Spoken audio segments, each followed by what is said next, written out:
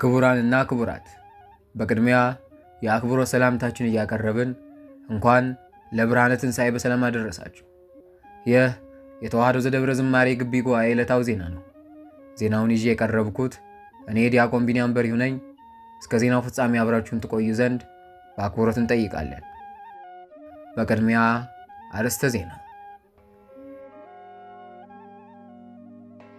አቶ ሥጋ የተባሉት ተከሳሽ ከ55 የእስራት ቀናት በኋላ በዛሬው ዕለት ከእስር በነፃ እንደተለቀቁ ተገለጸ። የዕድሜ ባለጸጋ የሆኑት ወይዘሮ ትትና በዚህ ጊዜ ከባድ በሚባል መልኩ በሕመም ስለተጠቁ በሞት አፋፍ ላይ መሆናቸው ያነጋገርናቸው የቅርብ ዘመዳቸው የሆኑት አቶ ትዕግስት ገለጹ። ክፍት የሥራ ማስታወቂያ።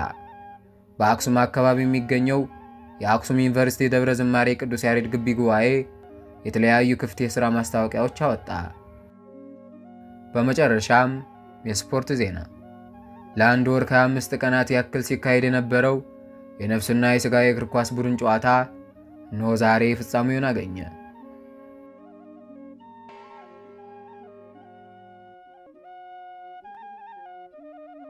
ክቡራን ተመልካቾቻችን አሁን ደግሞ ወደ ዝርዝር ዘገባ እናልፋለን።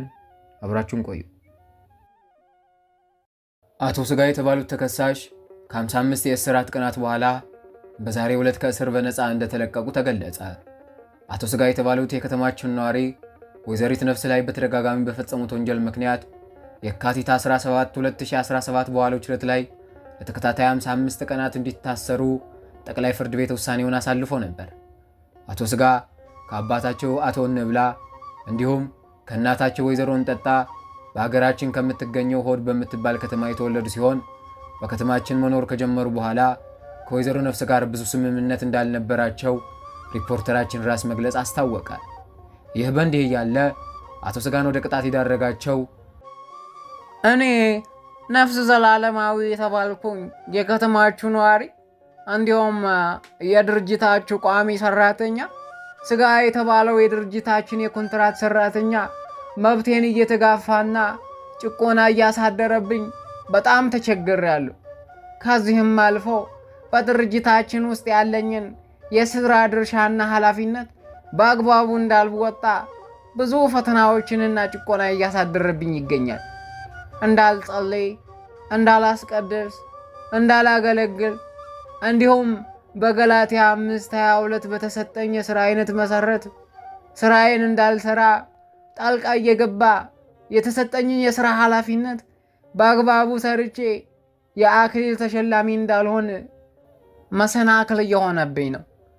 ስለዚህ እናንተ በሚገባ የኔን መገፋትና መበደል እንዲሁም የአቶ ሥጋ እኔ ላይ እየሰራ ያለውን ግፍ በማየት ተገቢ የምትሉትን ፍርድ እንድትሰጡ በትህትና ጠይቃለሁ በማለት በወይዘሪት ነፍስ በቀረበው ክስ ምክንያት ሲሆን አቶ ሥጋም በቀረበው ክስ የእምነት ክህደት ቃላቸውን በጠቅላይ ፍርድ ቤቱ በተሰጣቸው ፈቃድ መሰረት የተባለ ሁሉ ትክክል መሆኑንና ክሱን አምነው እንደሚቀበሉት መግለጻቸው አስታውቀዋል።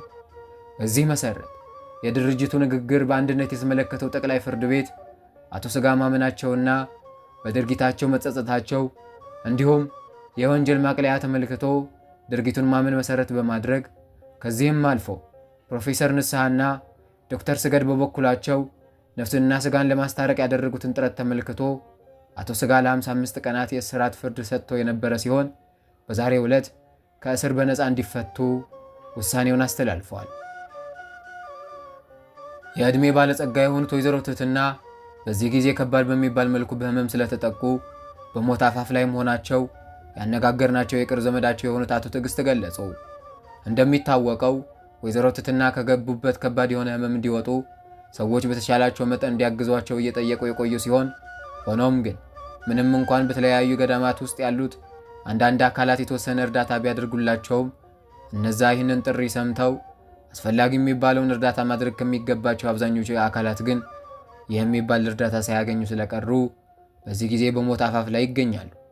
ይህንን ዜና የሰሙት አቶ ትዕግስትና ቤተሰቦቻቸው ከባድ በሚባል ሐዘን ውስጥ የገቡ ሲሆን በአንጻሩ አቶ ትምክህትና ወይዘሮ ትዕቢት እንዲሁም መላ ቤተሰቦቻቸው በዚህ ዜና ውስጣቸው እጅግ ሐሴት እንዳደረገና ደስታቸውን በእልልታና በጭፈራ እየገለጹ ይገኛሉ።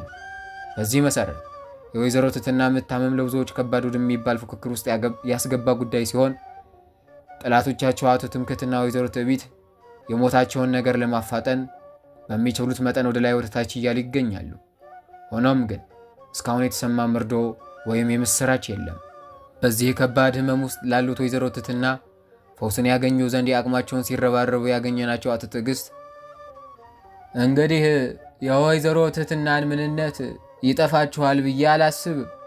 ስለዚህ የማይሞትበትን ሞተውም የማይቀበሩበትን መንገድ ለማግኘት ሁሉም ነፍሱን እንዲፈትሽ እንዲሁም ወይዘሮ ትሕትናን ወደ ነበረ የቀደመ ኑሯቸውና ክብራቸው ለመመለስ የተቻለውን እንዲያበረክት ለማለት እፈልጋለሁ በማለት ጥሪያቸውን አቅርበዋል።